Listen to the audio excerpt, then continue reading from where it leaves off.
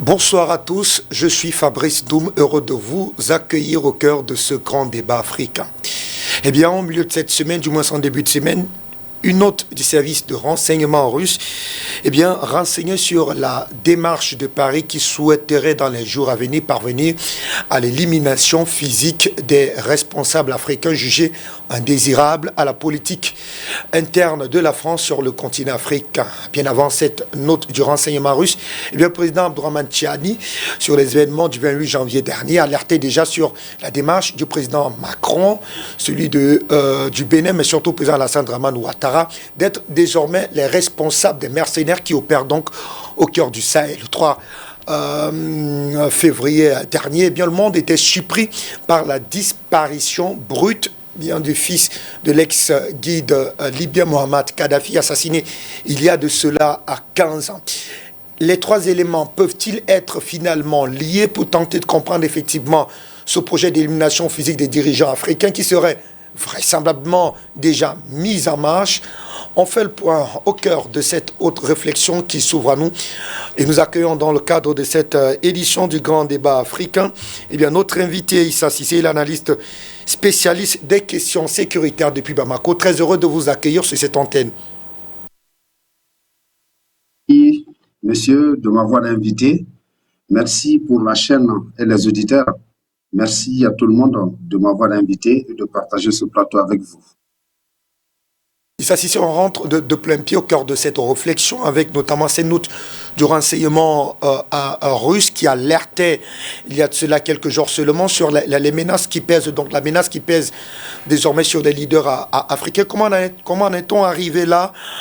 La France qui décide désormais de réveiller une vieille méthode, une vieille pratique qui a fait notamment son lit. On parle de cette France-Afrique criminelle qui a effectivement liquidé une bonne partie des dirigeants africains. On s'était dit finalement que la France avait revu ses méthodes. Ça y est, que l'on retombe sur les mêmes travers avec notamment ce projet d'élimination des leaders, des dirigeants africains.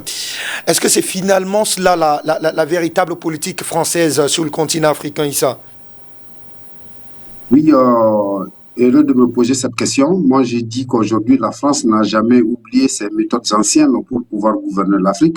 Mais la politique française pensait pouvoir garder une mainmise sur l'Afrique avec des sous-préfets installés grâce aux précarés français installés en Afrique depuis belle lurette, depuis au temps de De Gaulle. Mais comme il avait su maintenir quelques-uns, il pensait que c'était une éternité. Mais la politique française n'avait jamais mis en tête qu'il pouvait avoir des dignifices souverains et nationalistes et convaincus pour défendre l'avenir de l'Afrique et encore leur vision assumée des différents pays. Donc, à leur question, c'était envisageable pour eux, comme ils sont venus et grâce aujourd'hui aux accords internationaux qui perdurent sur la tête des Africains depuis belle lurette, donc ils procèdent par ces mesures-là qui leur donnent droit encore de procéder à l'élimination physique des leaders nationalistes et des chefs d'État et des peuples qui disent non à leur politique fallacieuse. Donc, ces méthodes elles ne sont pas oubliées, mais la France pouvait pouvoir avoir la solution éternelle pour pouvoir gouverner l'Afrique. Mais avec la venue de ces dignifices, et ça ne doit pas être une surprise pour tout un chacun, quelqu'un qui connaît vraiment cette politique occidentale, pour pouvoir garder l'Afrique sous main, sous garde. Donc, ça ne doit pas être une surprise. Mais aujourd'hui, on dit qu'aujourd'hui, la France est partie du mauvais pied parce que en ce moment, ils pratiquaient ces pratiques-là parce que le peuple africain n'était pas aussi nombreux, n'était pas aussi convaincu. Il n'y avait pas aussi vraiment ces belles plateaux qui pouvaient permettre aux Africains de communiquer entre eux, de donner une autre version des faits sur la question africaine, ni était vraiment hors les médias fallacieuses de la France pour l'Afrique. Donc, on dit aujourd'hui merci à vos chaînes qui permet d'éclairer lanterne, qui permet de dire d'autres versions de la pratique fallacieuse de la politique vraiment à sens unique qui leur permettait de garder l'Afrique. Donc, ce n'est pas une surprise. C'est au nom du peuple africain aujourd'hui d'être convaincu, veiller sur ces acquis-là aujourd'hui, acquis avec des hommes qu'on a confiance pour pouvoir diriger cette politique. Donc la France ne cessera jamais. D'où ces trois pays ont choisi d'aller vraiment à leur vision des faits et à leur façon de gérer leur propre pays sans l'apport de la France. Donc, ce n'est pas question de nouveau. La France s'est toujours servi vraiment des mesures occidentales pour pouvoir assassiner des nationalistes, des chefs d'État dignes qui veulent l'intérêt, le survie et le développement de nos pays sans que la France n'y ait participé.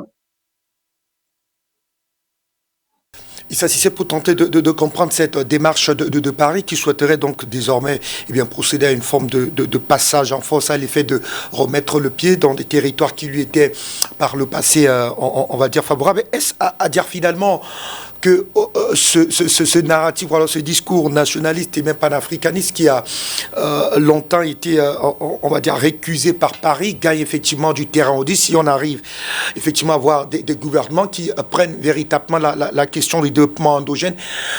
Il est clair que le nationalisme, bien entendu, encadré, on l'a incarné aujourd'hui par l'AES et bien d'autres États qui suivent véritablement ces dynamiques, est en train de véritablement mettre à mal, passez-moi l'expression, les intérêts français sur le continent africain. Bien entendu, parce que quand tu vois tous ces démarquages-là sur l'Afrique, elles sont liées uniquement aux intérêts français, aux matières premières d'Africains qui servaient à la politique française et au développement de la France. Donc, tout est lié, c'est la base même, c'est ça. Et quand tu prends ces trois pays, ils répondent favorablement à la question du développement de l'économie et de la suprématie française. Donc, la CEDEAO, l'Afrique de l'Est, certes, oui, mais la CEDEAO, ce sont ces trois pays, le Mali, le Niger, le Burkina. Et il faut entendre que ce sont ces matières premières qui intéressent à la France. Et si ces chefs d'État aujourd'hui décident d'enlever la main vraiment aux gestions des matières premières de ces trois pays, il n'y a plus de CEDEAO, il n'y a rien, il n'y a plus rien. Et quand tu prends le plus grand bassin pétrolier et sédimentaire d'Afrique de l'Ouest, elle se trouve au Mali, qui couvre vraiment l'entière de ces trois pays et qui donne naissance à beaucoup de choses. Donc, c'est lié à ça, c'est lié à ça. Et le voilà, ça c'est le plus grand bassin pétrolier d'Afrique de l'Ouest, hein, qui fait 1 800 000 km², qui couvre toute cette zone. La partie mauritanienne, la France l'a morcelée en donnant 1 million de km² à la Mauritanie. Le reste, c'est le Burkina, le Mali, la Guinée, hein, le Niger. Et la partie qui déboîte et le côté Mali-Algérie, qui disent que c'est le côté algérien, il n'y a jamais eu de frontière entre le Mali et l'Algérie. Jamais de la vie. Il n'y a jamais eu de frontière. Donc, il y a des documents qui attestent cela aussi, qui disent que la quête à ces chefs d'État, c'est grâce aux intérêts, hein, de ce plus grand bassin pétrolier d'Afrique de l'Ouest, donc qui est là, qui fait 1 800 000 km². Donc toutes ces richesses-là, vraiment, c'est ce qui fait que la France ne veut pas avoir les mains vides dans la question ouest africaine. Donc cela ne se trouve pas ni au Sénégal, ni en Côte d'Ivoire, ni d'autres parties. Elle se trouve vraiment au Mali. Ça, c'est le bassin de Taoudéni. Le bassin de Taoudéni, elle est là. Donc, c'est toute cette partie. Hein, la convoitite, c'est toute cette partie aujourd'hui. C'est toute cette partie, tous ceux qui sont encadrés au rouge là. Hein, c'est toute cette partie qui couvre, quand tu prends, c'est toute cette partie. Hein, la délimitation, hein, du plus grand bassin sédimentaire d'Afrique de l'Ouest, elle est là. 1 800 000 km². Donc, la France ne veut pas que vraiment il échoue à ça. C'est ce qui fait la richesse du Niger, du Burkina, le Mali. À un autre jour, on va vous détailler tout ce qui se trouve dans ces trois pays-là, toutes les matières premières, hein, tous les minéraux essentiels pour le développement, hein, et la nouvelle technologie mondiale, elle se trouve là, hein, sous ces bassins-là.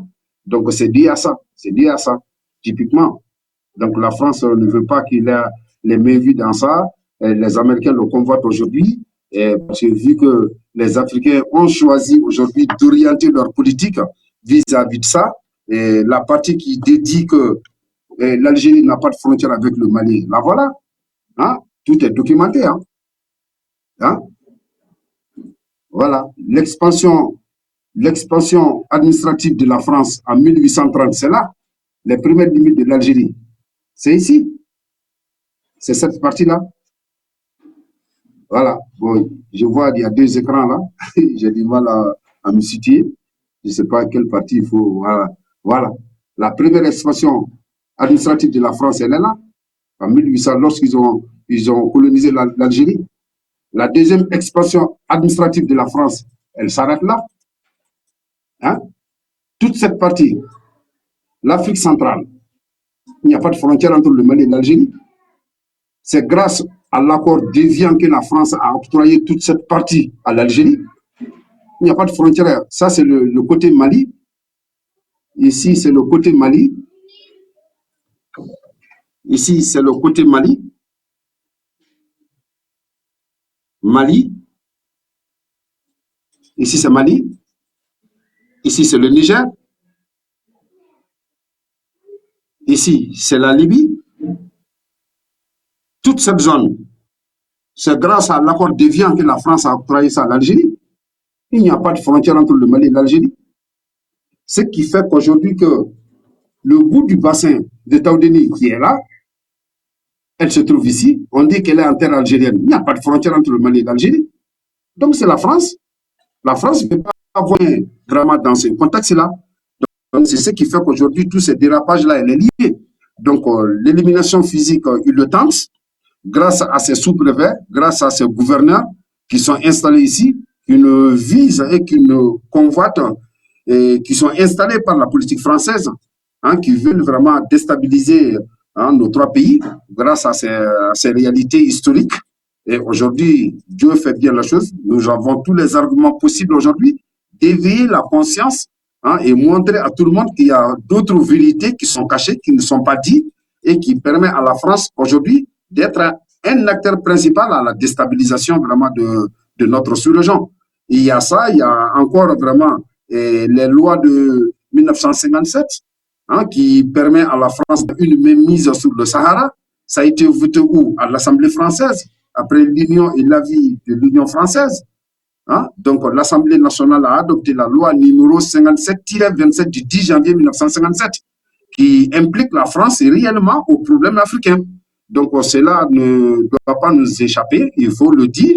Et c'est à nous, Africains, hein, de se donner la main, de se comprendre là-dessus, d'être informés tous ensemble pour comprendre réellement la gestion et l'implication de la France à la politique française, à la déstabilisation de nos pays. Ça, si on a envie de se poser une question assez pertinente, que pourrait encore véritablement Paris? Est-ce que Paris a tous les leviers nécessaires aujourd'hui pour véritablement arriver à ces objectifs? On a récemment vu cette tentative de déstabilisation qui a frappé le 3 janvier dernier. Le gouvernement béninois, le gouvernement burkinabé, on s'est rendu compte qu'il y avait véritablement ces relais locaux qui pouvaient encore véritablement être utiles, véritablement à un agenda de déstabilisation pareil. Le 28 janvier, on l'a vu du côté du Niger, même si on a également vu que plusieurs assaillants non seulement été neutralisés, mais d'aucuns servent effectivement d'exploitation. Peut-être c'est sur la base de cette exploitation que le président Abdourahmane Tiani a ouvertement déclaré que les présidents Talon, Ouattara, mais surtout Macron étaient les véritables responsables derrière cette dynamique de déstabilisation. Mais lorsque nous convoquons cette question, on voit très bien, et vous l'avez d'ailleurs évoqué tout à l'heure, ce bassin de Toadéni, qui reste véritablement un grand enjeu économique aujourd'hui pour les grandes puissances qui ont véritablement cette richesse-là. Mais on voit que Washington tente véritablement cette fois-là de remettre le pied au sein de l'AES, mais cette fois-là avec un autre discours, pas celui violent dont semble véritablement utiliser Paris, avec une volonté de coopérer véritablement avec ces pays de l'AES. Alors, une fois que l'on parvient peut-être à renouer une véritable coopération avec les États-Unis, est-ce que Paris pourrait véritablement encore pouvoir rêver d'une déstabilisation de ces pays de l'AES? Oui, c'est une très belle question. Il faut savoir que la politique, le quatrième point de l'indépendance africaine était un accord entre les États-Unis et la France comment c'était les États-Unis qui finançaient la politique française pour pouvoir empêcher les Africains à avoir d'autres débouchés vers les Chinois, les Russes. La France était payée par les Américains. Donc, le premier pays qui se sent concerné aujourd'hui, c'est les États-Unis. Tout ce qu'ils ont déboursé de 60, plus de 60 ans à nos jours, qui n'ont pas empêché ces pays-là avoir aujourd'hui de l'amitié franche, des collaborations honnêtes, dignes avec la Russie et la Chine. Et c'est ce qui permet aux Africains de revenir à de meilleurs sentiments. Mais cela dépendra aux Africains aujourd'hui, la vision que les Africains se sont donnée. Il ne faut jamais flanchir sur ces visions-là, parce qu'il faut savoir que le premier pays qui conteste nos frontières et nos relations, c'est les États-Unis. Ils n'ont jamais respecté les lignes et nos politiques. Donc ils viennent tout en regrettant d'être dépassés par les événements, mais ils ne viennent pas par notre amour, ils ne viennent pas vraiment parce qu'ils ont pitié de nous, ils viennent uniquement pour avoir leur part. Donc c'est à nos chefs d'État, grâce à leur volonté aujourd'hui, d'être derrière leur carnet et leur vision honnête sur le développement et l'ingérence dans les affaires de l'État, et aujourd'hui mettre en avant la coopération qui se trouve entre ces trois pays, la Russie et la Chine. Et ces trois pays ne peuvent pas être fermés aux États-Unis ou à d'autres pays, mais la priorité doit être donnée aux Américains, aux Français, et de respecter, de reconnaître la valeur de nos pays, et l'intégrité de nos pays, l'indépendance de nos pays, la souveraineté de nos pays. Et en ce moment, nous pouvons collaborer vraiment avec d'État en État. Donc, tant que les États-Unis n'acceptent pas nos États, nos principes, et toute collaboration avec les États, je pense aujourd'hui, elle est vouée à l'échec. Vous avez vu le comportement des Américains tout de suite avec le Venezuela, le comportement des Américains tout de suite avec l'Iran, le comportement des Américains vis-à-vis de l'Europe même. Cela doit être vraiment un signal fort et puis un cri de cœur de nos trois chefs d'État de ne pas s'amuser avec la relation avec les États-Unis. Donc, ce qu'ils cherchent, il faut être franc avec eux et montrer en avant nos relations aujourd'hui qui ont permis à ces trois pays d'être vraiment sur le pied. La Russie et la Chine, la Turquie et d'autres pays. Donc, montrer ça aux Américains. Il faut être sûr sur ça. Donc, on ne peut pas dire qu'aujourd'hui, on va fermer la porte hermétiquement aux Américains, mais il faut que les Américains soient d'accord avec vraiment ces principes-là, parce que grâce à ces principes-là, ces trois pays se retrouvent. Même cette déstabilisation qui est là, il faut que ces trois pays disent merci à la Russie, hein, qui nous ont fourni vraiment des infos qui sont bien renseignées, qui aident vraiment nos pays. Il y a vraiment des accords militaires avec la Russie aujourd'hui. Et moi, je pense qu'il faut qu'on mette ces piliers-là devant les relations américaines. Sinon, ils ne viennent pas parce qu'on est dans la souffrance. Ils ne viennent pas parce qu'on est pauvre. Ils viennent parce qu'ils savent que ceux qui se trouvent dans nos pays, ce sont eux qui sont derrière. L'Al-Qaïda, c'est l'Amérique. Hein? Et Daesh, c'est l'Amérique. Ce sont eux qui courent avec eux. Ce sont eux qui leur financent. La politique américaine sait très bien. Donc, mais souvent, on accepte un voleur pour tisser des liens d'amitié avec lui. Quand même, tes objets seront protégés. Donc, en donnant vis-à-vis une place aux Américains, tout en évitant d'avoir des leviers de pression contre nous. Et moi, je pense aujourd'hui, cela permettra aux Américains de mettre fin à leur compagnie, un peu d'adoucir vraiment le comportement de Daesh, Al-Qaïda et autres bandits qui se trouvent au Sahel aujourd'hui, et d'être très loin parce que leur vision est en jeu. Et je pense aujourd'hui, elle est favorable pour les pays de l'AIS quand on comprend bien ces enjeux-là et essayer de tisser et être ferme avec les Américains, hein, là où ils doivent travailler, là où ils ne doivent pas. Donc, dans toute collaboration, si ton ami ne te respecte pas déjà, il faut s'attendre que vraiment il n'y a pas d'amitié.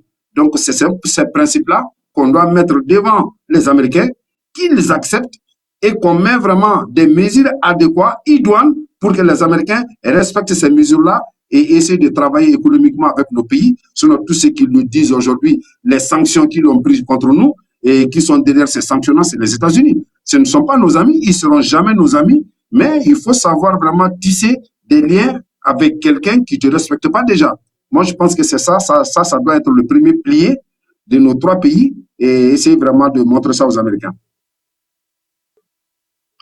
Merci à vous, Issa Sissi. Il nous a rejoint sur ce plateau central, professeur Jean-Paul Bellet, que nous accueillons avec beaucoup d'intérêt, astrophysicien, mais surtout analyste géopolitique. Pour ça, bonsoir, bienvenue. Bonsoir Fabrice, bonsoir à tous mes co-panélistes, bonsoir aux téléspectateurs et bonsoir à l'équipe technique.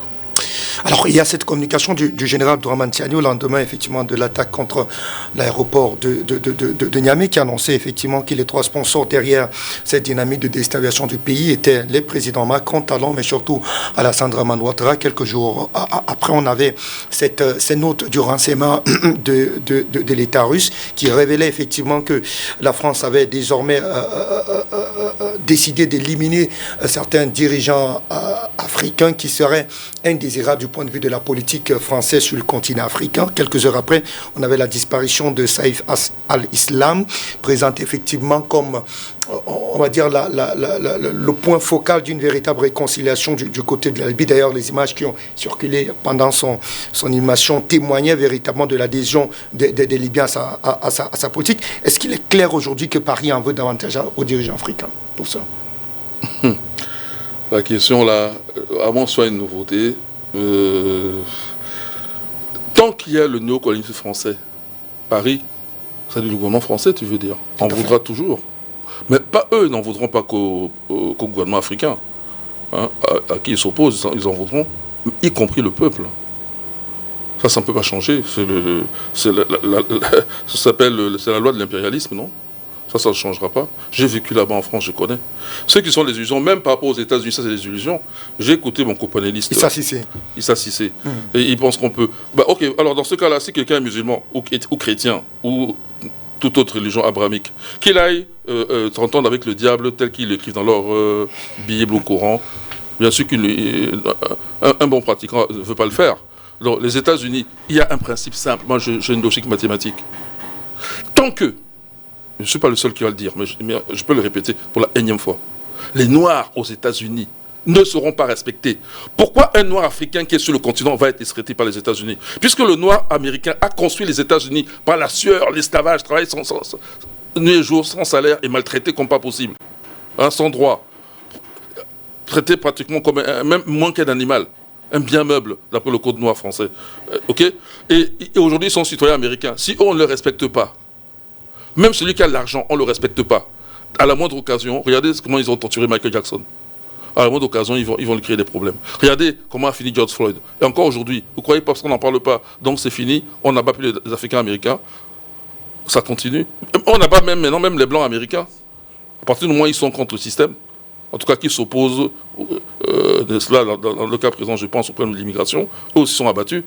Donc, comment ces États-Unis ne respectent pas les Noirs qui sont de chez eux, je parle à la population, hein, ils vont respecter les dirigeants ou les populations africaines. Mais c'est la même chose pour les Français. Comment ils traitent les Antilles, la Guyane? C'est traité comme une colonie. Et le niveau de vie n'est pas le même là-bas qu'en France. Les traitements ne sont pas les mêmes. Même l'espérance de vie n'est pas la même. Hein? Si on te respecte, ça veut dire que dans ton pays, par exemple, la police, parce que c'est aussi une source d'emploi, prioritairement les enfants du pays. Or, c'est faux. Quand tu vas en Martinique, tu vas en Guadeloupe, même la Guyane, la police, c'est des blancs français. Alors que quand tu vas en métropole, il y a des noirs parmi les policiers, qu'ils soient d'origine antillaise ou française, ou africaine, je veux dire. Mais quand tu vas aux Antilles, c'est le contraire. C'est bien pour signifier que c'est une colonie. Et comment ils traitent la Nouvelle-Calédonie? Donc, ils ont bien tué Elo Machoro, un Calédonien. Ils l'ont tué lors de l'assaut de la grotte d'Ovea. Ils ont tué Elo Machoro. À l'époque, c'est Chirac, c'était sous la cohabitation. C'est Jacques Chirac qui était Premier ministre. Ils ont assassiné Elo Machoro. Le GIGN a fait son assaut, ils l'ont assassiné, alors qu'il y avait entente pour une discussion. Donc il y avait une baisse de garde du côté des Kanaks qui s'opposaient à l'administration française. Les Français, par traîtrise, ils ont attaqué, ils ont assassiné plus d'une vingtaine de Kanaks ce jour-là. Elo Machoro est mort ce jour-là. Donc moi je pense que on dit la patrie ou la mort tu vaincras, non? Depuis Sankara. Ouais. Eh bien c'est tout. Donc nous sommes prêts à nous exposer. C'est ce que nous faisons. Même dans les médias, nous prenons des risques aussi. on est prêt à s'exposer. Sinon, ce n'est pas la peine de s'impliquer dans un tel combat. C'est un combat pour la liberté. Et c'est vrai, nous le gagnerons. Eux, ils font un combat d'arrière-garde. Ils vont perdre. Maintenant, ce qu'il faut dire à Macron, il faut que Macron comprenne, c'est qu'il y aura un moment où les Africains auront les yeux suffisamment ouverts. Je l'avais déjà dit il y a quelques années déjà. Ils auront assez des yeux ouverts pour qu'un commando africain aussi quitte pour aller enlever Macron et le faire amener sur le juger. Idem pour Sarkozy. Au XXIe siècle, pour ça. 21e siècle dont nous parlons là. Toi, tu crois que je parle lequel, c'est du 22e? Le 21e siècle, ça ne fait que commencer. On est juste là, on sort à peine du premier quart de siècle. Je dis ce siècle-ci. Quand les Africains auront les yeux ouverts, parce que là, ils ont les yeux encore un peu fermés. Fermés dans le sens, ils n'agissent pas en conséquence. Les Africains, un seul Africain, lui tout seul, en termes de force musculaire, je prends l'Africain moyen, il représente plus de 10 Français moyens, du même âge. En termes de force physique. Tu paries? Non. Les champions du monde de poids lourd et tout ça, ce n'est pas des Africains, ou en tout cas des gens d'origine africaine. Tu as vu la force de Ngannou? Tu as vu Ngannou? Ouais. Mais des Ngannou, au Cameroun, il y en a beaucoup, sans compter le reste de l'Afrique. Les lutteurs sénégalais vont les interroger. Non, c'est que quand on dit les yeux ouverts, c'est-à-dire que toutes les frayeurs qu'on a mis, les implants immatériels qu'on a mis dans ton cerveau, là, qui t'empêchent d'agir en conséquence, dès que ça va sauter, eux, ils croient qu'ils sont des prédateurs. Ils ne sont pas prédateurs. Un prédateur, c'est quelqu'un qui est physiquement fort. Les Européens ne peuvent pas être des prédateurs. C'est des pseudo-prédateurs. Ils sont prédateurs que parce que les autres se sont inhibés depuis longtemps. Mais en réalité, en termes de force physique, depuis quand un Européen plus fort? En moyenne, hein. Je ne dis pas qu'ils vont prendre leur meilleur fort, ils font lutter contre le plus faible d'entre nous. Non, catégorie, toute chose par ailleurs égale, l'Africain est plus fort. Donc le vrai prédateur, c'est nous, mais c'est que nous, on n'a pas ce caractère-là. Mais comme ils nous ont très maltraités, lorsqu'on aura les yeux verts, rien ne nous empêche maintenant, nous aussi, d'être agressifs, de rugir. Rugir, comme l'a dit le général Tiani, rien ne nous empêche de rugir. Parce qu'en tant qu'humain, on voit un autre humain, il soit blanc, n'importe quelle couleur, jaune, noir, on dit c'est un humain comme nous, on est tolérant, n'est-ce pas? On respecte. Ben, eux, si eux ne respectent pas, comme l'a dit mon précédent panéliste, voilà, ben, qu'est-ce qui nous empêche, nous aussi, de les agresser, de rugir? Mais, et puis, ayant vécu en France, je sais que c'est la seule chose qu'ils comprennent. Hein. Quand ils t'amènent un rapport de force, ils ne comprennent que quand aussi tu opposes un rapport de force égal. Regarde, Trump, il recule là, au niveau de l'Iran. Parce qu'il n'avait pas réfléchi avant. En fait, il n'a pas le niveau. Après, on lui fait remarquer, surtout les Israéliens, laisse tomber les armes atomiques, maintenant regarde les missiles balistiques. Pourtant c'est le B.A.B.A. Moi je ne suis même pas militaire, mais je l'ai vu dès le début, puisque j'en ai parlé pour le Venezuela, dans une émission. Si les Iraniens, j'avais dit que si les Iraniens donnent les armes balistiques au Venezuela, les Américains vont être ridiculisés. Parce qu'avec les armes balistiques que les Iraniens ont, ils sont hypersoniques. Les Américains n'en ont pas. Ils ne peuvent pas arrêter ces armes. Donc à tout moment, même là, l'Iran peut... Et c'est pour ça que les Américains sont retirés, ils sont passés se casser dans le détroit de Socotra alors qu'ils étaient dans le détroit d'Ormuz. Parce qu'à tout moment, les Iraniens le veulent. Un seul missile hypersonique, ils détruisent leur porte-avions. Ils vont être très ridiculisés. En fait, c'est eux qui sont en défense face aux Iraniens, avec les armes conventionnelles. L'Iran n'a même pas besoin de l'arme atomique. Ils ont un avantage avec des armes hypersoniques que les États-Unis, soi-disant première puissance mondiale, n'ont pas. Ils n'ont pas un début de commencement d'armes hypersoniques. Hein. Les États-Unis aussi. Ils n'ont pas. Pourquoi ils ont vu? Tu as vu ça en Ukraine? Tu as vu ça dans quel terrain d'opération? Ils n'ont pas. C'est ça les implants immatériels dont je parle. Le jour où on s'en débarrasse, nos yeux s'ouvrent. Ces gens-là ne pèsent pas lourd. Et je te dis qu'ils ne pèsent pas lourd. Parce que nous, on a eu le temps de se remettre 1,5 milliard d'habitants. 150 millions seulement au début du XXe siècle. Donc en 125 ans, la population africaine a été multipliée par 10. Là où la leur baisse. Même les États-Unis amorcent une baisse de population, même les États-Unis, parce qu'ils font une politique anti-immigration. C'est l'immigration qui permettait d'augmenter leur population. Maintenant qu'ils font une lutte anti-immigration massive, eh bien, leur population aussi va baisser.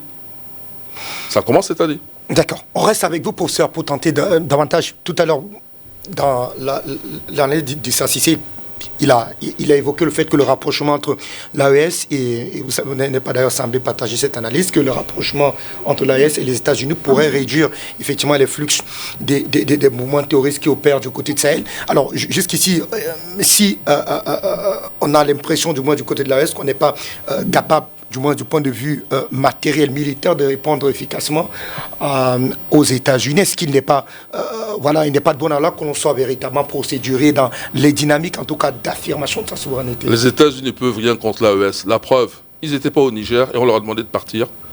Pourquoi ils sont partis alors? Ils n'avaient qu'à rester. On leur a demandé de partir, ils sont partis, non? Ça veut dire qu'ils ne peuvent rien. Ne me dis pas que le Niger est plus fort aujourd'hui qu'il était hier. Ils sont plus forts aujourd'hui qu'ils étaient hier. Sur au niveau renseignement, la preuve, ils ont fait avorter beaucoup de mauvais coups. Au niveau armement, à tout point de vue, au niveau même expérience militaire, ils sont plus forts qu'à l'époque, quand les États-Unis, on leur demandait seulement de partir. Et comment expliquer dans ce rapprochement? C'est un rapprochement à tort. C'est parce qu'ils sont mal conseillés. Je vois beaucoup de mauvais conseils autour de... En tout cas, j'en vois quelques-uns que je peux voir. En tout cas, je distingue de loin. À mon avis, ils sont pas à la hauteur. Nous, on a beau faire des émissions de télé. Ils ne sont jamais venus chercher notre... Je dis qu'ils ne sont jamais venus chercher... avec les États-Unis pour ça. Pardon? Est-ce qu'au nom de l'expression de la souveraineté du pays, on ne peut pas collaborer avec un État? Je recommence. Ouais. Tu m'as coupé. Je dis, hein. Depuis que nous faisons les émissions à la télé, depuis le Covid jusqu'à aujourd'hui, il y a eu des événements que... C'est parce que nous avons fonctionné à l'époque où l'État Afrique Média que ces révolutions ont eu lieu. Est-ce qu'un seul jour, le général Tiani ou...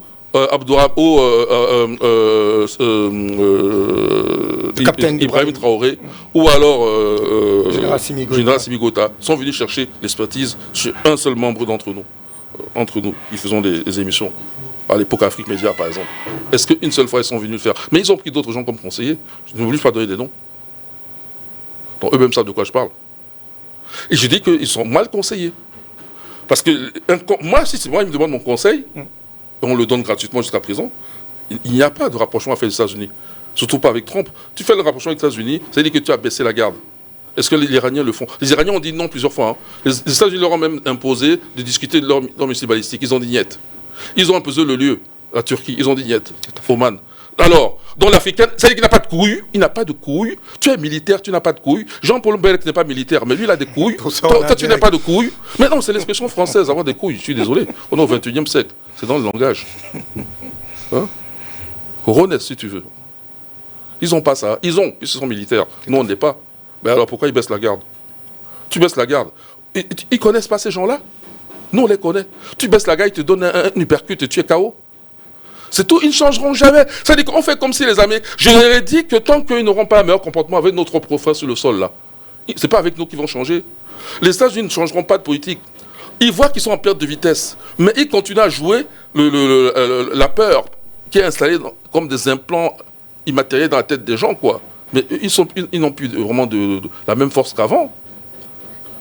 Regarde, la Russie a mené la guerre seule. Okay? En tout cas, sur le terrain. Bon, il y a eu quelques appoints, par exemple, à tel endroit, la Corée du Sud, la Corée du Nord, quelques soldats, mais essentiellement, c'est la Russie seule. Okay? Même si on envoie du matériel, ils achètent d'ailleurs, mais seul, au niveau des soldats, le combat, contre tout l'OTAN, et même d'autres membres alliés qui ne sont pas de l'OTAN. Et elle a gagné. En tout cas, elle va gagner. Elle est en train de gagner. C'est pas qu'officiel. Elle est en train de gagner. D'accord. Non, je peux me dire qu'elle a gagné. C'est pour ça, est-ce qu'on en parle beaucoup de l'Ukraine maintenant? On n'en parle plus. Mais pour parler qu'ils sont en cours du côté... C'est parce qu'il n'y a pas... Les Ukrainiens ne peuvent plus combattre. L'OTAN ne peut plus aider les Ukrainiens. C'est pour ça qu'on n'en parle pas. On dit qu'il y a des pourparlers. Pour parler de quoi? Pour parler, c'est en 2 jours, 3 mois, c'est fini. La Première Guerre mondiale a mis combien de jours? Pour la Deuxième Guerre mondiale, combien de jours pour arriver à des accords? C'est rapide. Les pourparlers ne font que durer comme ça. Non, pendant ce temps, la Russie avance. Comme ça leur fait honte. Vaut mieux ne pas en parler. Parce que s'il fallait en parler, il faut dire que la Russie avance. Ils ont essayé, hein, dans certaines chaînes comme la Connerie Internationale, pour parler comme Jonathan Batengele. Ils ont essayé, non, de dire que l'Ukraine gagnait encore. Ben, manifestement, l'Ukraine ne gagne pas, puisque Zelensky vient se plaindre. Ben, donc maintenant, il vaut mieux ne pas en parler, parce que si tu en parles, tu vas dire que l'Ukraine gagne alors qu'elle perd. Puisqu'on va Zelensky se plaindre. Donc, vaut mieux ne pas en parler. Mais pendant ce temps, la Russie, elle avance. Bientôt, peut-être même qu'ils sont déjà au Odessa, mais c'est la honte qui fait que les médias occidentaux n'en parlent pas. Et comme je connais les Russes, eux aussi ne vont pas en parler parce que ça ne les gêne pas d'avance. On a reçu notre correspondant Adrien Bocquet hier qui rassurait effectivement que si rien n'est fait d'ici 6 mois, l'Ukraine risquerait d'être totalement russe. Et donc, il était de l'intérêt des États-Unis d'Amérique d'accélérer en tout cas les pourparlers pour que, eh bien, on s'arrête là. Sinon, l'évolution tous les jours, du moins la Russie ne cesse de gagner des terrains chaque jour désormais qui fait. Donc, pour revenir à notre question de départ avec le Niger, comment ça se fait donc que le Niger, à l'époque, le Niger est encore plus faible? Okay. Orano était encore sur place. Les États-Unis étaient plus forts. Tout à fait. Et comment ça se fait que maintenant... prétendument plus fort. Non, ils étaient plus forts qu'aujourd'hui. Plus forts qu'aujourd'hui, plus que. Maintenant que les États-Unis sont beaucoup plus faibles, tout le monde le voit. Et au contraire, les Nigériens, eux, ils sont plus forts. Comment ça se fait que c'est maintenant qu'ils veulent s'arranger avec les États-Unis? Il n'y a pas... La seule chose qu'ils comprennent, c'est le rapport de force. Et faire le rapport de force, il ne faut pas penser que toi tu es faible.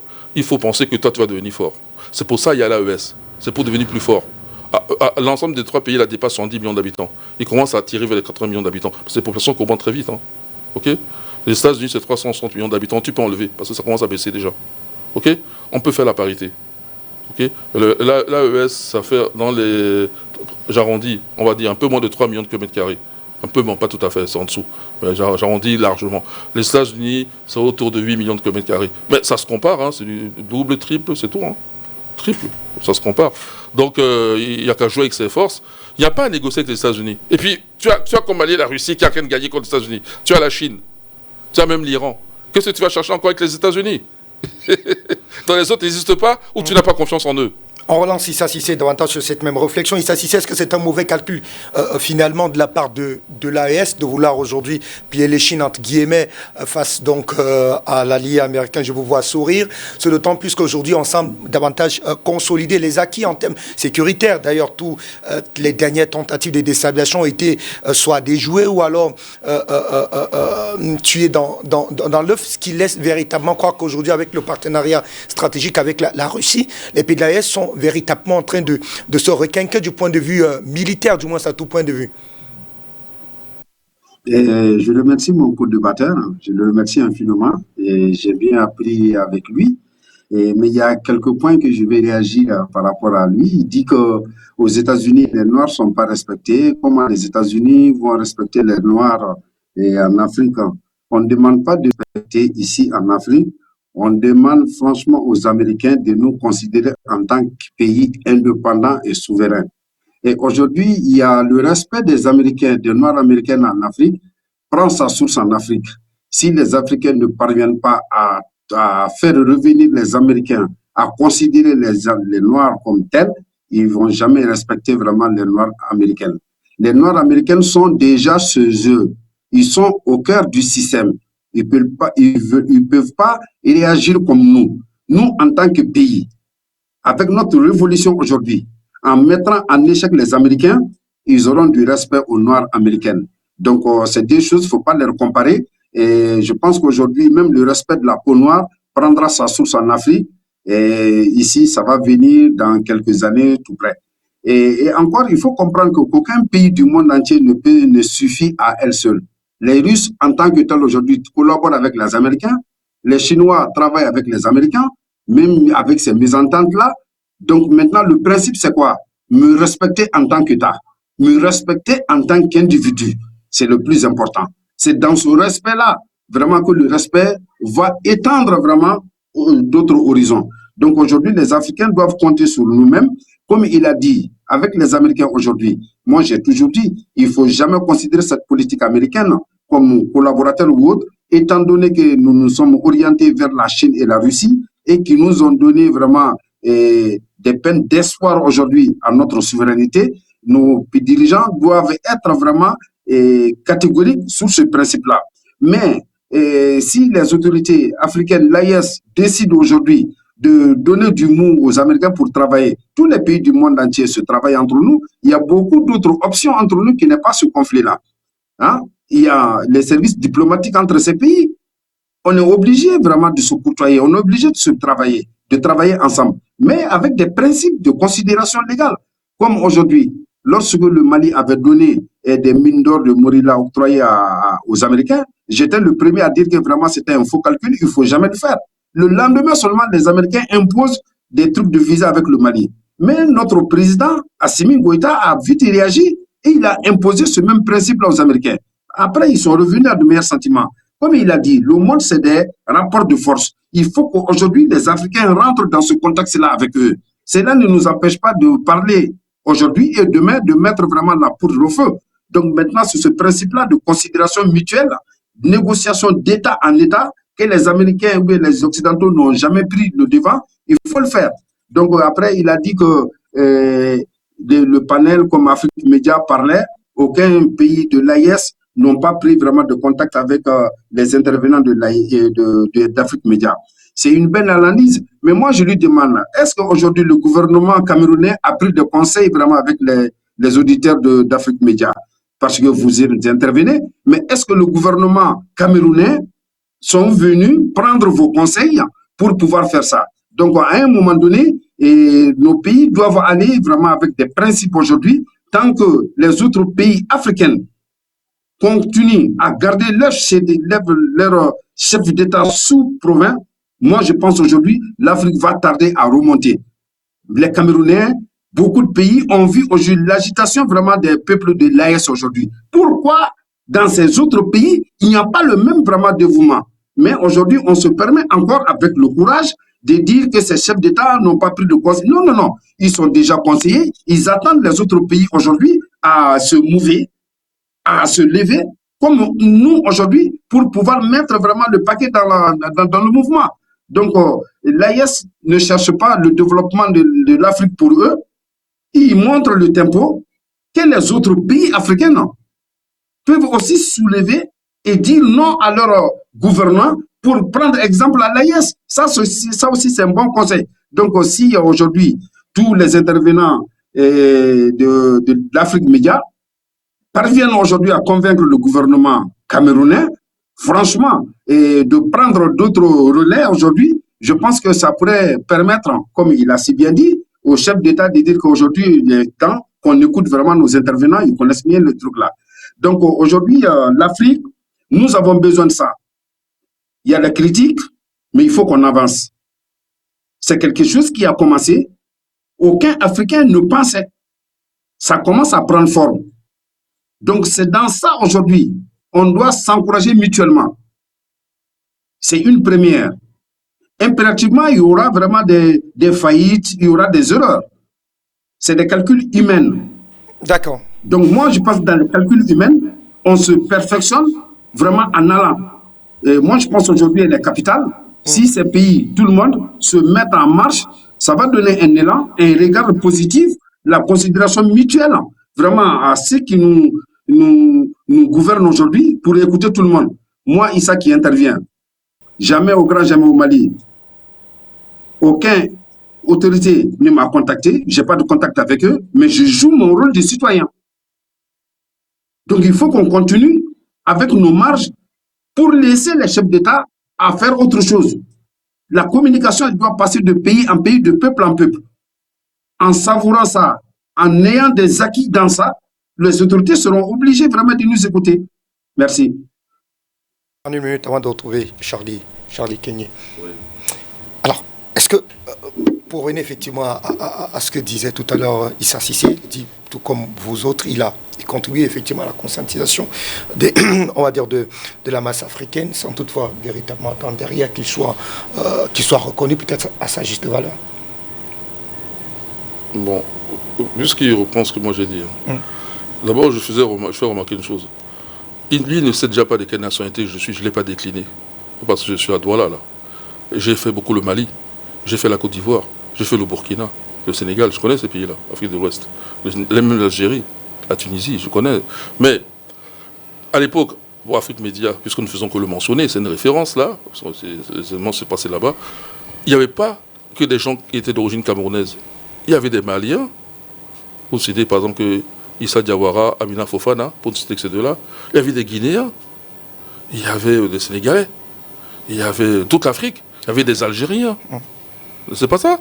Si. Les gens parlent de toute l'Afrique, les Béninois, les Tchadiens. C'est toute l'Afrique.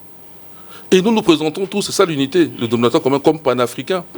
Donc c'est en tant que panafricain que je parle des chefs d'État de l'AES, se proclamant eux-mêmes panafricains. C'est pas ça. C'est pour ça.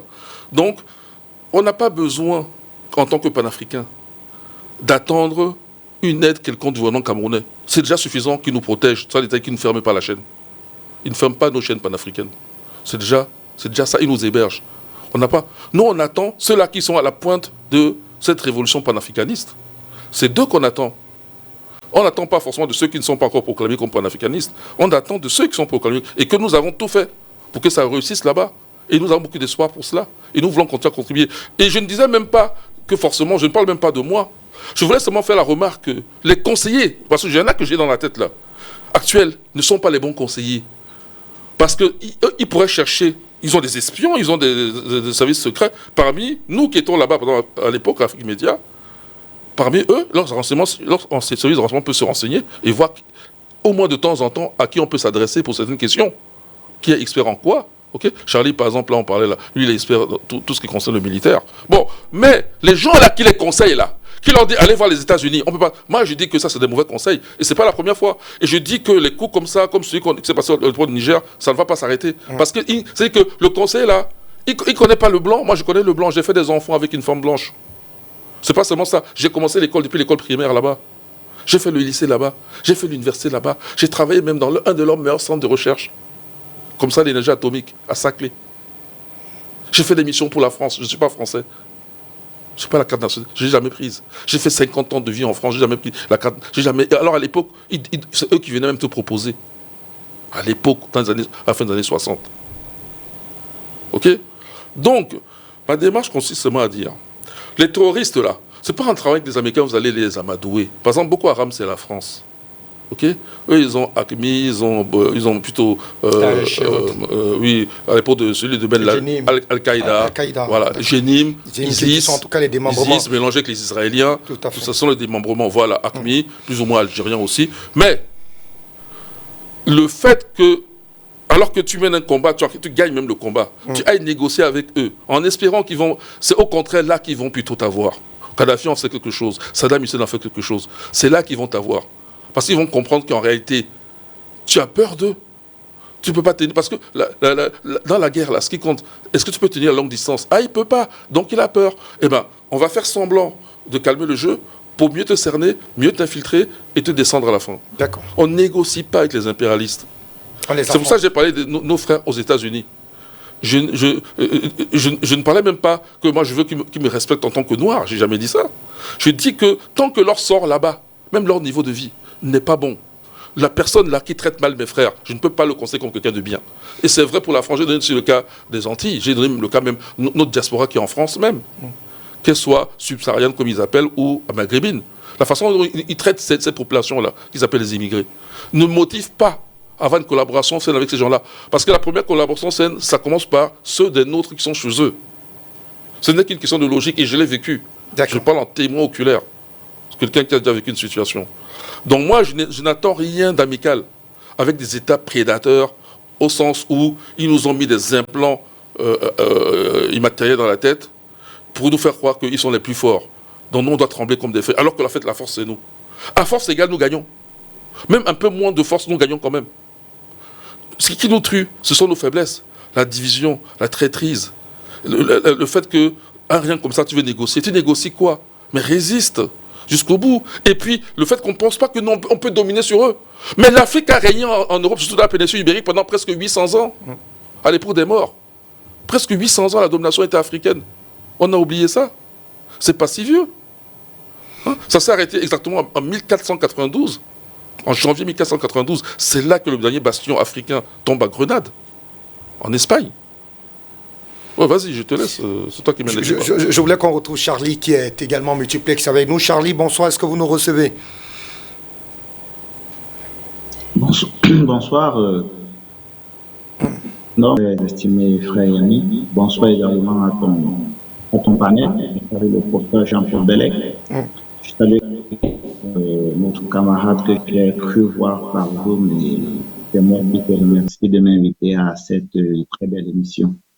Et on vous retrouve très rapidement alors que le service de renseignement russe a annoncé effectivement au début de ce mois de février que la France avait activé un autre levier, celui de l'élimination physique des dirigeants africains qui seraient donc indésirables à sa politique interne en Afrique. On a le 3 février malheureusement appris la triste nouvelle, l'assassinat par un commando jusqu'ici non identifié du fils de Mohamed Kadhafi, Saïf al-Islam Kadhafi.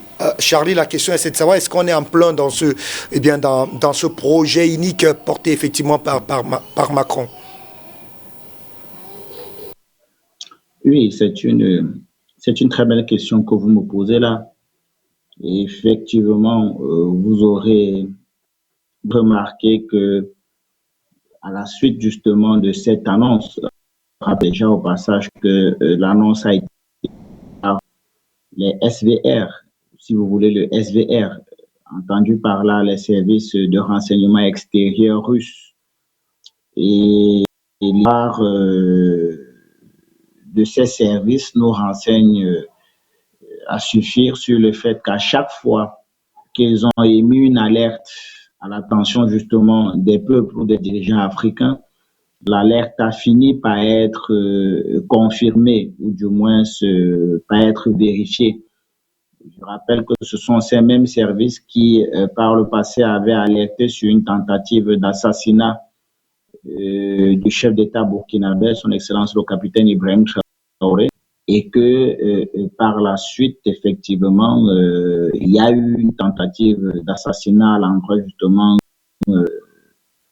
contre le chef d'État. Donc, c'est pour dire que ce sont des services de renseignement très sérieux et qu'à chaque fois qu'ils émettent une alerte à l'endroit d'un du continent, généralement, l'alerte finit vraisemblablement par se réaliser. Quand je parle de se réaliser, c'est-à-dire par arriver maintenant, je veux dire quoi, le niveau de succès justement de l'opération dépend généralement du niveau de préparation des ou du pays concerné à partir du moment où l'alerte a été justement émise. Et donc, les SVR, les services de renseignement, ont émis une alerte à l'ambassade des États-Unis, des dirigeants africains, renseignant sur le fait que le président Emmanuel Macron aurait donné justement quitus au service de renseignement extérieur russe, au service de renseignement extérieur français, autant pour moi, à savoir la DGSE, d'éliminer, parce que c'est ça le terme, d'éliminer physiquement un ensemble de dirigeants africains qui, d'un point de vue français, nuiraient aux intérêts de la France sur le continent. Et la particularité justement de cette annonce faite par les SVR, les services de renseignement, en réalité, Macron s'est inspiré de la mission commando qui a été réalisée par les États-Unis à la demande de Donald Trump contre le chef vénézuélien, son Excellence Nicolas Maduro. Et donc, cette opération commando, si on peut le dire ainsi, aurait été très bien appréciée par Emmanuel Macron et lui aurait justement donné des intentions comme quoi eh ben, l'Afrique justement prévenir à ces méthodes de barbouze sur le continent africain. Précisons au passage que la France est coutumière justement de ce genre de pratiques sur le sol africain. Et donc, à la suite de cela, il aurait donné justement à ces services de renseignement extérieur, la DGSE, précisément le service action de la DGSE. Il faut préciser que c'est le service action qui a été responsable de l'assassinat du guide bien Muammar Kadhafi, loin justement des caméras et de la propagande qui avait été entretenue jusqu'ici. Il faut toujours rappeler que c'est la France, à travers son service action de la DGSE, qui est responsable de l'assassinat du guide libyen Muammar Kadhafi, parce que c'est eux qui étaient sur le terrain, qui ameutaient les foules. D'ailleurs, c'est eux qui ont conduit le commando qui a mis la main sur Muammar Kadhafi, des rebelles libyens. Et ce sont ces mêmes personnes-là qui ont porté le coup de grâce au guide libyen Muammar Kadhafi. Et donc, la particularité de ça, c'est que quelques heures, justement, après, le service de renseignement russe a émis cette alerte à l'endroit, justement, des dirigeants africains. On a été témoin de l'assassinat du fils héritier du guide libyen, de Saïf al-Islam Kadhafi. Et je rappelle au passage que Saïf al-Islam Kadhafi était vu jusqu'ici par un certain nombre d'analystes et même un certain nombre d'observateurs avertis de la scène internationale et même du théâtre libyen comme celui-là, effectivement, qui pourrait revenir à la tête de la Libye et bien sûr poursuivre l'œuvre de son père. Pour préciser au passage qu'il était également témoin d'un ensemble de faits, d'éléments et de preuves qui, si à jamais ceci était révélé au monde entier, nuirait justement aux auteurs, si ce n'est justement aux commanditaires de l'assassinat de son père. Et donc, je pense que lui-même le sachant, il aurait pris un certain nombre de mesures pour sa sécurité, mais il faut le rappeler quand même, à mon humble avis, un peu trop minimal pour la personne qu'il représente. Je rappelle que depuis la résidence où il était logé, précisons au passage qu'il était un élu du côté de lui, il était protégé par 4 gardes du corps qui me semblent être très, très, très légers pour sa sécurité, au vu justement de l'importance de l'homme. Et donc, quand on étudie le modus operandi qui a abouti justement à son assassinat, on se rend compte de manière tacite qu'il y a là clairement une action commando. Donc, quand on parle d'une action commando, il faut préciser ici que le service action de la DGSE est spécialiste justement de ce genre d'opération, des opérations coup de poing et par la suite suivi d'une exfiltration. Et donc, quand on voit justement le mode opératoire qui a conduit à l'assassinat justement du fils héritier de Muammar Kadhafi, Saïd Islam Kadhafi, la déconnexion justement des caméras, la manière avec laquelle le commando aurait agi, la manière avec ceux-ci par la suite ont été exfiltrés.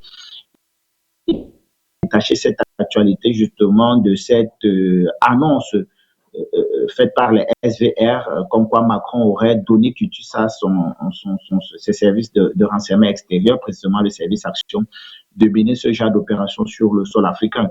Donc, quand on a fait le dire, il faut donc se poser les bonnes questions. On sait ce que représentait Saïf al-Islam pour ces personnes-là, je le rappelais encore tout à l'heure, mais aujourd'hui il n'est plus.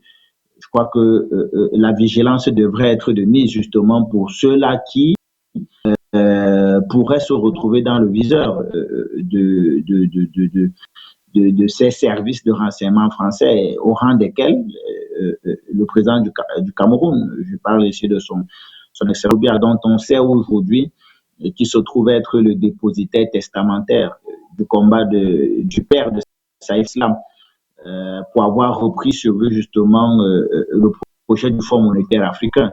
À côté de lui, vous avez les 3 chefs d'État, son excellence Assimi Goïta, Ibrahim Traoré et Abdourahmane Tiani.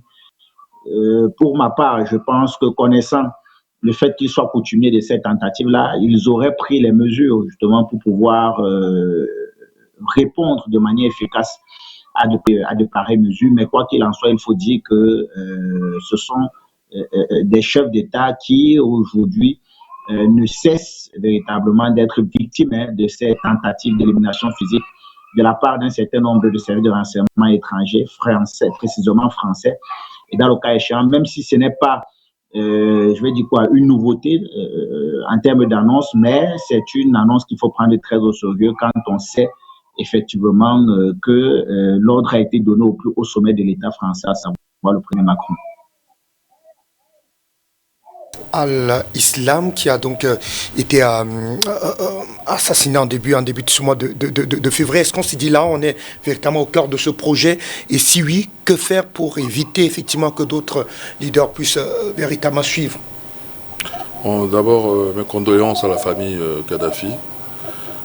Saïf al-Islam, c'est vrai, c'était lui comme le successeur du guide libyen là-bas en Libye. Bon, et là, ils l'ont eu. J'allais expliquer la faiblesse de sa surveillance, sa protection. Mais moi, j'ai vécu en France. Parce qu'il s'agit de Macron, non? Tout à fait. La meilleure façon de se protéger, c'est déjà de ne pas avoir peur. Déjà, la première chose, c'est de ne pas avoir peur. Parce que le but du jeu, ça, c'est la pression. Vous mettez un combat, depuis vous gagnez, vous gagnez. Maintenant, le gars voit que tu es en train de le gagner. Même son uranium, il n'a plus. Il a fait l'aéroport de Niger, rien ne donne. Voilà. Alors, qu'est-ce qu'il fait? C'est du hop aïe, ce que vous appelez hoha, je crois maintenant. À l'époque, on disait hop aïe. Voilà. C'est-à-dire qu'il vient essayer de t'impressionner. Il laisse passer le message ils savent que les Russes vont te servir, évidemment. Les services secrets russes, puisque eux ont des oreilles partout, pour te dire qu'on veut vous assassiner, tout et tout. Mais faites-lui comprendre que vous aussi êtes capable de l'assassiner. Parce que lui, le jour où il entend ça, lui va trembler comme une feuille. il ne s'attend pas à ce que vous disiez ça. Dites qu'il y a la réciprocité. Il n'y a pas la réciprocité seulement pour les visas. La réciprocité, c'est sur les assassinats. Si tu assassines, toi-même, on te prend. On en prend encore quelques-uns d'autres pour t'accompagner. Terreur contre terreur. Mot contre mot. Il dit 1, tu dis 2. Multiplié par je ne sais pas encore combien. Mais il faut arriver à ce niveau-là. Attends, ça veut dire que lui, il est en position où lui croit que lui, il peut te faire des menaces. Toi, tu ne lui en feras pas. Mais fais-lui comprendre que toi aussi, tu peux lui en faire. Fais-lui-en. C'est-à-dire que comme ça, il va commencer à faire attention à qui tu es. Vous marquez des points. La France, je parle, sont des pays aux abois, en perdition. La France a dépassé les 100%. Ça dépasse les 120% maintenant. Ça commence à aller bientôt. Dans quelques années, on va te dire que dans 3-4 ans, ça sera 150% de son PIB, son endettement. La population est au plus mal. C'est la dictature en France. Les gilets jaunes ne peuvent même plus sortir comme avant, avec la leçon qu'on les a infligée. Même les agriculteurs, on a vu ce qu'il en est devenu. Ils n'ont pas fait long feu. La France est au plus mal. Les conditions de vie sont précaires pour beaucoup de gens. En France, les États-Unis, c'est pas mieux. Les conditions de vie sont mauvaises dans les pays occidentaux. Il y a des clochards, les gens qui dorment dans la rue, qui n'ont pas à manger, les gens qui meurent de faim dans la rue. Maintenant, il y a des titres que parfois tu peux voir dans la presse occidentale où c'est marqué que la France devient un pays du tiers-monde, les États-Unis deviennent un pays du tiers-monde. Est-ce qu'ils mettaient ça avant dans leur presse? Non. Ces mots-là étaient consacrés pour nous autres. Maintenant, vous voulez baisser la garde, vous voulez trembler comme des feuilles. Non. Non, Saïf al-Islam, je ne prends pas ça comme ça. Qui a établi la corrélation? Il n'était pas chef d'État. Donc, comme on a tué Saïf al-Islam, on ne sait même pas qui l'a tué. On fait seulement des hypothèses. Comme on a tué Salim al-Islam, et que Macron a fait sa menace d'ailleurs, qui ne dit pas que lui, il en profite pour rajouter dans sa menace. Donc maintenant, il faut trembler comme une feuille, non? Et commencer à négocier avec lui. Sur le cas, je vous relance sur la question pour ça. On a vu, je ne sais pas si vous avez vu également ces images que l'on a vues lors de son animation. On voit véritablement, et d'ailleurs, jusqu'en 2021, au moment où il y a cette première alerte d'un retour à l'ordre constitutionnel, comme le veut bien le narratif occidental, on voit très bien que sa candidature avait une forte adhésion de toutes les classes sociales du côté de la Libye. Et depuis 2021, c'est une forme de statut que les deux gouvernements ne font pas toujours l'unanimité. D'ailleurs, certains experts s'interrogent sur le fait que jusqu'ici, le général Khalifa Haftar soit toujours silencieux sur la disparition de Saïf al-Islam, alors que lui se revendique peut-être être effectivement de ce sud global qui se bat aujourd'hui contre l'impérialisme occidental. Haftar aussi est un ancien agent de la CIA après avoir trahi Kadhafi. Tout à fait. Donc maintenant, lui, qui semble avoir fait une forme de reconversion. Reconversion où? Pourquoi ce ne serait pas un Erdogan? Maintenant, il est dans la grâce des Russes. C'est ça, non? Il a une protection russe. Bon, tout ce que nous savons, c'est qu'il y a l'Africa Corps qui est avec lui. Nous savons qu'il collabore avec les Russes, mais on ne sait pas jusqu'à quel niveau. Bon, voilà. Chacun joue ses billes.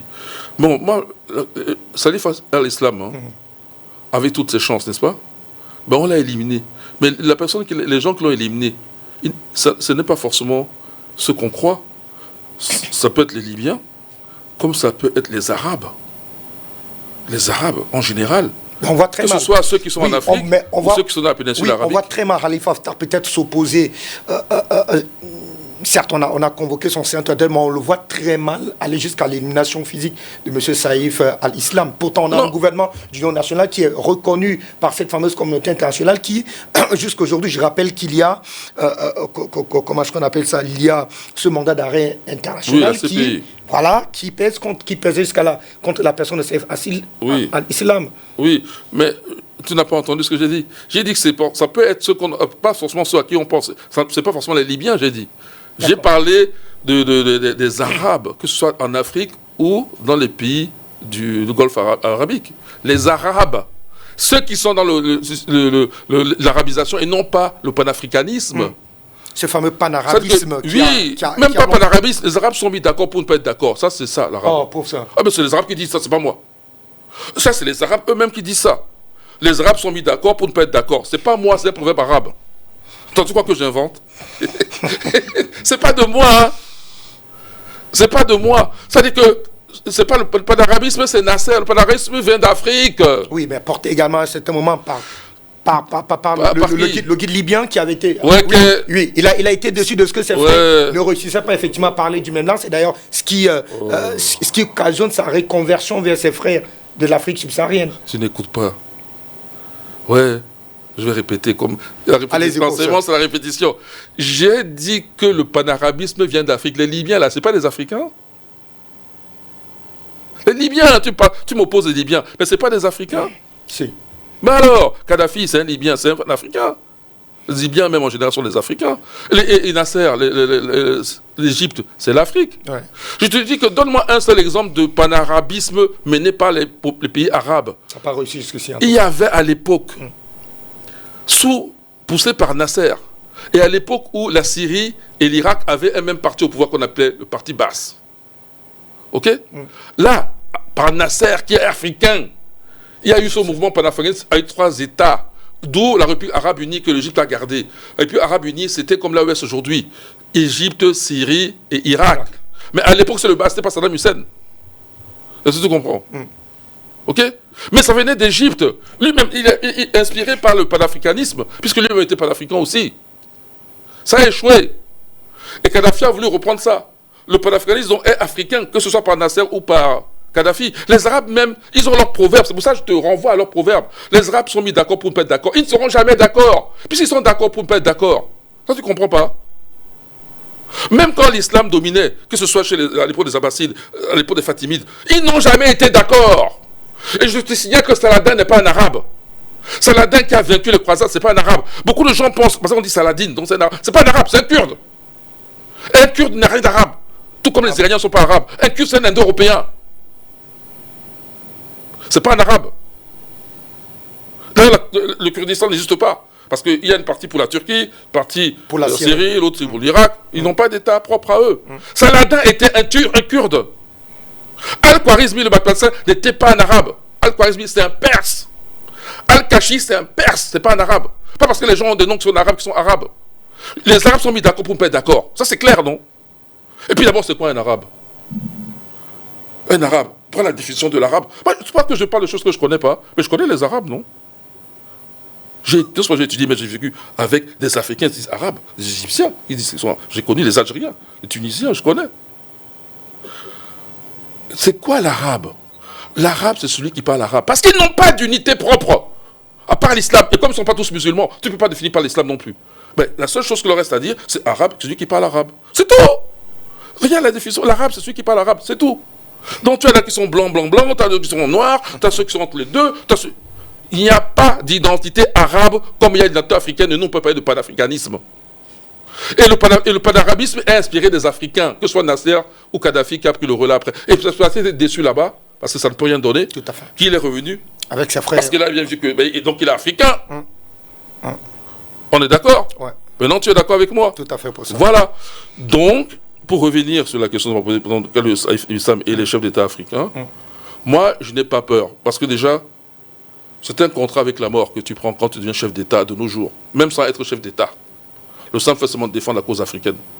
Mais nous prenons ce risque. Nous, même nous qui ne sommes pas au pouvoir. Au moins ceux qui sont au pouvoir, juste déjà du pouvoir. Oh, juste du pouvoir, ils ont au moins l'avantage du pouvoir. Nous, on n'a rien, on n'a même pas l'avantage du pouvoir, on risque, on n'a même rien, même 1 franc, on ne nous donne pas. Mais on s'expose quand même. Parce qu'on veut que cette cause réussisse. Et nous savons qu'elle réussira de notre vivant, mort ou vivant. Même après nous, on savons qu'elle réussira. D'accord. Il y aura un jour, et les Africains diront, nous sommes libres. Nous, on ne sera plus là. C'est comme, tu as vu le film Racine? Non, pas encore. Racine, enfin, c'est des feuilletons. Tu n'as jamais vu Racine? Non. Alex Raleigh, celui qui a écrit le livre Racine. Mais vers la fin des épisodes, là, il y a Chicken George, il dit, je me souviens de ce que, il dit, je me souviens de ce que ma grand-mère me disait, un jour, l'un d'entre nous dira qu'il est libre. Et il dit, voilà, je suis libre. Et ce jour, il était libre. Et c'est comme ça qu'il a commencé à acheter la liberté des autres membres de sa famille. Ce jour-là est arrivé. Un jour, les Africains auront la liberté totale. Et c'est l'Afrique qui va sauver ce monde. Ce jour existera, ce n'est pas des rêves. Les rêves, il y a 10, 20 ans, on disait que non, même pas 10 ans, il y a 20 ans, 30 ans, on disait qu'on est des rêveurs. La réalité commence à montrer qu'on ne rêve pas tant que ça. Et c'est quoi le but du rêve? C'est de le réaliser. C'est ça la capacité de l'homme. C'est là que l'homme intervient. D'accord. L'homme, en tant qu'homme, c'est-à-dire que digne de ce nom, il ne subit pas seulement dans la nature comme les animaux. Il change son destin. Il force ce changement. Surtout quand on a les capacités. Les sciences humaines prouvent que nous en avons les capacités. Donc moi, je n'ai pas peur de ce qui va arriver au chef d'État. D'abord, un, parce qu'ils prennent leurs précautions. Deuxièmement, parce qu'ils sont au combat. Au combat, tu dis, je tire. Mais c'est à eux maintenant de renvoyer la balle. Eux aussi doivent adresser le courrier à l'expéditeur. C'est-à-dire qu'il faut qu'ils mettent aussi des commandos. Et quand les services secrets français vont enquêter, ils vont voir que l'AES aussi a des commandos qui sont capables aussi de venir chercher chez eux celui qu'on veut chercher chez eux. Okay. Merci à vous pour ça. C'est la meilleure façon de garantir cette parité de la terreur. Que ce soit au niveau... Alors, je chutais sur le terrorisme. Sur le terrorisme. Je répète. Le terrorisme, normalement, le fait même de craindre du terrorisme, là, et ne pas voir ce qui se passe sur le terrain, c'est-à-dire que ce sont les nôtres qui meurent essentiellement sur le terrain. Ne pas voir ça. Et avoir peur du terrorisme, c'est ne pas avoir compris c'est quoi la colonisation. Comment les Blancs nous ont colonisés, les Occidentaux, là. Tu crois que la majorité des troupes étaient des Blancs? Mais ils n'ont pas la force pour. C'est avec des Noirs qu'ils sont arrivés. Hein? Avec un processus bien compris de prise d'otages. On commence par tel, on frappe fort, on prend des otages. Avec ces otages-là, on les transforme en guerriers. Ceux-là, ils viennent tuer. Par exemple, ici au Cameroun, ce qu'on appelle les Topori, ils vont être très sauvages. Parce que c'est cette sauvagerie qui leur donne l'espoir que peut-être un jour leurs frères pris en otage vont être libérés. Voilà comment ils ont réussi. Et le terrorisme, ça, tout est leur pratique. Même la conquête de l'Égypte ancienne, ça ne se fait pas le terrorisme. Terroriser les gens. Moi, j'ai des amis égyptiens. Ils m'ont expliqué. J'ai déjà raconté cette histoire. Je vais la raconter à nouveau ici. Ils m'ont dit, les Anglais, pendant la colonisation en Égypte, parce qu'ils ont colonisé l'Égypte, ils pouvaient voir une femme enceinte et ils font un pari. Et l'autre dit, je sais pas, c'est un garçon que l'autre c'est une fille. Il dit, bon, on va voir. Ils prennent des épées, ils ouvrent le ventre. Mais ça terrorise tout le monde. Même le plus fort d'un Gano, il a peur déjà. Si ce n'est pas un homme costaud, s'il n'a pas compris comment ces gens-là procèdent. Et donc, il faut répondre à leur terrorisme. Par du terrorisme? Non. Par quoi? Autre chose d'égal, mais qui n'est pas le terrorisme. Par la force. D'accord. Mais ce n'est pas forcément le terrorisme. Le terrorisme, c'est la pratique des lâches. Parce qu'ils ne sont pas capables de venir au combat par eux-mêmes. Et ils envoient les nôtres. Et pas la conviction. Petit à petit, emmener les nôtres à comprendre qu'ils n'ont plus intérêt à lutter pour ces gens-là. Ils n'auront pas leur avantage. C'est un petit avantage de rien du tout. Et qui se fait au dépend de leur peuple. Et c'est pas tout. Sortir du CFA. Parce que comment on les paye? Tiani nous a expliqué plusieurs fois. Pourquoi ils sont encore dans le CFA? Il faut quitter le CFA pour que la France fasse un effort qui rentre dans sa poche, elle qui est déjà ruinée financièrement. Mais si c'est pour imprimer le CFA, et c'est avec ça qu'on paye les touristes noirs qui vont vivre encore de ce CFA, ça ne coûte pas cher. Ils peuvent fabriquer plein comme ça. Donc il faut quitter le CFA aussi. D'accord. Beaucoup de choses intelligentes, mais pas la peur. Pas céder à leur chantage terroriste, à leur chantage de on va vous tuer, on va vous assassiner. Mais faites la même chose contre eux, qu'eux aussi aient peur. Voilà, je dirais, non pas au terrorisme, pas le terrorisme, n'est-ce pas? Je dis pas la force. Mais si tu veux que ce soit X contre X, c'est la même chose, c'est à la peur, pas à la peur. Il faut que alors tous aient peur aussi. Je parle des dirigeants. Merci à vous, professeur Jean-Paul Mbele, qui s'assiste. Ici, on va refermer cette émission. Je voudrais effectivement vous écouter sur le cas Saïf al-Islam Djihari Kadhafi, assassiné, c'était au courant de cette semaine. Est-ce que c'est déjà, finalement, on va dire, un message fort contre ceux de nos leaders, c'est des leaders africains qui veulent clairement se dresser aujourd'hui contre cette politique impérialiste qui veut effectivement se réinventer davantage sur le continent africain aujourd'hui? Oui, effectivement, l'assassinat de Saïf Islam, qu'elle appelle l'histoire légère, a un lien direct avec l'évolution vraiment de l'AES aujourd'hui et surtout avec la création du monnaie de l'AES. Parce que c'est son papa aujourd'hui qui a été le premier à initier la création de la Banque de développement ouest-africaine avec 300 milliards de dollars. Kadhafi a été assassiné à cause de ça. Donc, son programme, pour que les Libyens le voient aujourd'hui, ils savent qu'il peut continuer avec le programme de son papa. Et si l'AES parviennent aujourd'hui à créer la monnaie, ça veut dire qu'aujourd'hui, il aura vraiment la présidence vraiment à tout bout de champ. Donc, d'une pierre deux coups, ils vont assassiner Saïf Islam et pour faire comme quoi c'est un avertissement pour les chefs d'État de l'AES. Donc, moi, je pense que c'est deux opérations qui vont de pair. Mais nous disons qu'aujourd'hui, le cas de Saïf Islam est venu à un moment où la Libye est trop perturbée. Il n'y a pas de vrai truc. Mais aujourd'hui, l'administration de l'AES, avec plus de, comme le confrère, de rejoint là, il dit que l'AES a une population de 78 millions d'habitants. Et avec l'apparition aussi de l'Internet, avec la communication aujourd'hui qui a permis au peuple de l'AES d'inverser la tendance vis-à-vis de la communication vraiment au sein de l'Europe, aujourd'hui de l'Occident. Ils ont peur. Parce que quand on prend déjà Afrique Média, vos canaux, et quand on prend tous les panels qui se passent en longueur de journée, il faut savoir que ça fait un bruit à l'élan occidental. Ils sont perdus. Et ça, c'est en faveur aujourd'hui de tout mouvement, comme on dit panafricain, à tout mouvement aujourd'hui qui prétend faire bouger les lignes en Afrique. Donc, c'est un avantage pour nous. Donc, moi, je pense aujourd'hui, ils ont fait un mauvais calcul. C'est vrai, ils l'ont assassiné, même si son corps n'a pas été identifié pour le moment. Mais moi, je résume que ça a un lien direct, un avertissement fort avec la création du monnaie de l'AIS. Donc, mais c'est peine perdue. Aujourd'hui, ce que la Confédération fait, c'est pas un État, c'est 3 États. Et les Européens savent aujourd'hui l'importance d'une confédération. Les États-Unis ont commencé par une confédération. Ils connaissent le poids d'une confédération. Ils savent qu'aujourd'hui, vraiment, ils vont subir l'évolution des faits en zone AIS aujourd'hui, mais ils ne pourront pas vraiment parce qu'il n'y a pas un seul leader à cibler. Donc, c'est des processus qui sont là aujourd'hui, qui sont en avantage. Et nous prions le bon Dieu que nos chefs d'État qui l'ont initié, vraiment que le bon Dieu leur donne la chance de terminer ce projet pour que l'Afrique aussi puisse prétendre aujourd'hui à une émergence et à faire aujourd'hui, à convaincre ces populations de dire qu'aujourd'hui, quand on croit, on peut, quand on peut, vraiment, il faut y aller. Donc, c'est ça. Merci à vous.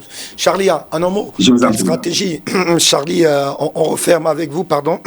Quelle stratégie pour, on va dire, venir à bout effectivement de cet agenda qui est donc probablement désormais en marche?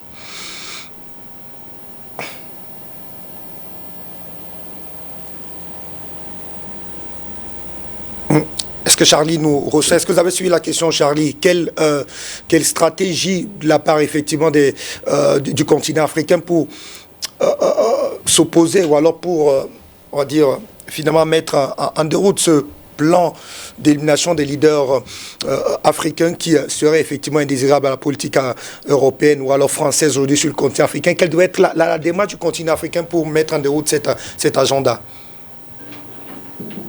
Bien, la démarche du continent africain elle doit être simple, elle doit être cohérente envers nous-mêmes. Je pense que le premier combat déjà ici, c'est celui de la communication.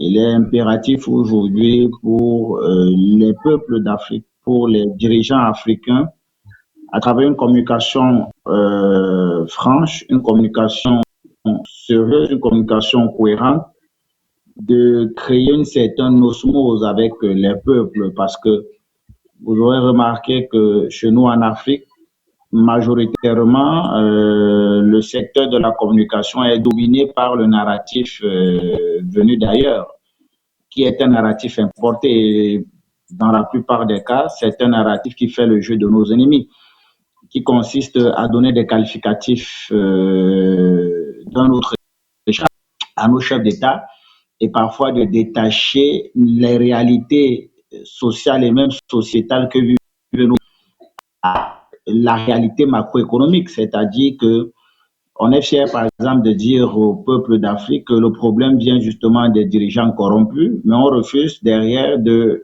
rappeler qu'il n'y a pas plus corrompu que les États occidentaux. Mais le problème ici du fait que même si être disponible pour justement être reparti au niveau de la population, ce qui est disponible n'est pas compatible avec la richesse produite, et que même dans ce cas-là, ce qui est disponible n'est qu'une émanation de la volonté du colon d'hier, ou si vous voulez, de l'ordre occidental. Par instant, ça fout justement le débat. Donc, je crois qu'il faut un débat franc et sincère. Les États de l'AES l'ont fait en mettant sur la table un ensemble de liens, d'accords secrets qui liaient ces pays-là jadis avec l'ancienne métropole, à savoir l'ancienne puissance coloniale, à savoir la France. Ça a permis justement au peuple justement d'embrasser le combat des dirigeants. Il faut cette osmose-là.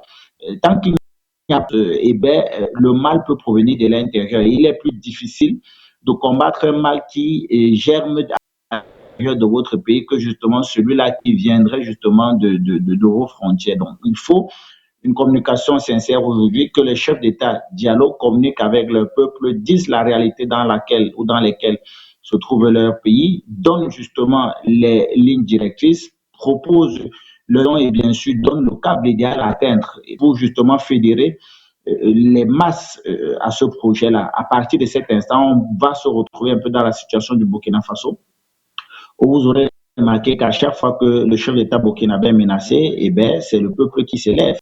Vous aurez remarqué qu'au Burkina Faso, le capitaine Ioré n'a vraisemblablement pas besoin de sa sécurité rapprochée, ou si vous voulez, de sa garde rapprochée.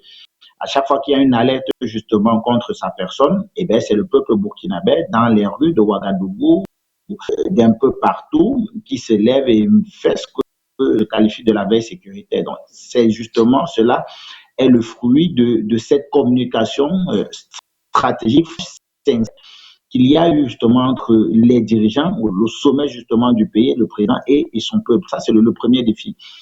Le deuxième défi est celui, effectivement, de la réciprocité. L'histoire nous renseigne que l'Occident ne comprend pas de la violence. Et je crois que, comme le rappelait tout à l'heure le professeur Jean-Paul Bellec, il faut un équilibre de la peur.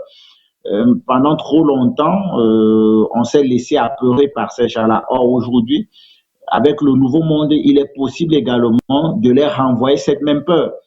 C'est-à-dire que si vous menacez justement d'atteinte à l'intégrité physique de nos chefs d'État, l'Afrique doit être capable également, à travers le réseau de la diaspora, à travers la qualité justement de nos forces de défense et de sécurité, de préparer un commando qui également ira porter cette terreur sur le sol français. On l'a compris aujourd'hui, l'Occident n'écoute qu'à ce discours-là, celui justement de l'équilibre de la terreur, l'équilibre de la violence. Il faut vraisemblablement que nous y travaillons, mais il faut le faire de manière stratégique. Pourquoi? Parce qu'à partir du principe où on serait encore un pays, ou du moins on serait des États dans l'État-monde, il faut respecter un certain nombre de principes.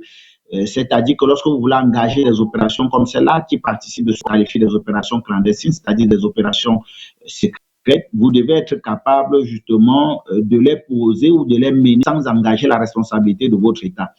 C'est la raison pour laquelle vous aurez remarqué qu'à chaque fois que ces gens-là commettent des gaffes ou alors commettent des assassinats politiques sur le sol africain, il est difficile véritablement d'engager la responsabilité de leurs États. Ça peut être un groupe de mercenaires qui a été recruté au Tadjikistan, ça peut être un étudiant qui était parti faire ses études en France et qui a été endoctriné. Et donc, il faut travailler sur ces méthodes-là de nature à les retourner contre eux-mêmes, véritablement, sans engager la responsabilité de nos États. À côté de ça également, il faut travailler au renforcement et bien sûr à merci à vous, Charlie. Allez-y pour chuter, Charlie. Oui, une standardisation de nos services d'intelligence. Je trouve très mal placé en plein 21e siècle. Chaque fois qu'il y a une attente, une menace à la sécurité ou à l'intégrité physique de nos chefs d'État, que l'information nous parvient des services de renseignement extérieurs. Et ça dit que si le SVR, les services de renseignement russes, n'avaient pas émis cette alerte-là, que nos services également de contre-espionnage n'auraient pas été en mesure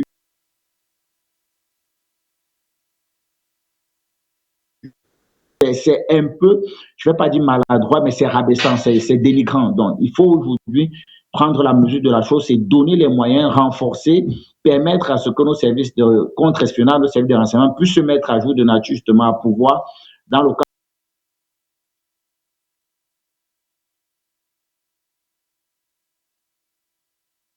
souci de liaison avec vous, Charlie Kenyé Mazman, le temps imparti à cette réflexion est largement dépassé. On dit merci d'avoir accepté notre invitation, professeur Jean-Paul Bellec, qui a également participé à ce numéro du grand débat africain sur Afrique internationale. Merci à vous, professeur, d'avoir accepté notre invitation. C'est gentil de m'avoir invité. Issa Cissé, merci également à vous d'avoir été d'un autre le temps de cette édition. Merci à vous, amis téléspectateurs. On se donne rendez-vous samedi prochain pour un autre numéro du Grand Débat africain sur Afrique International. À très bientôt. Bonsoir.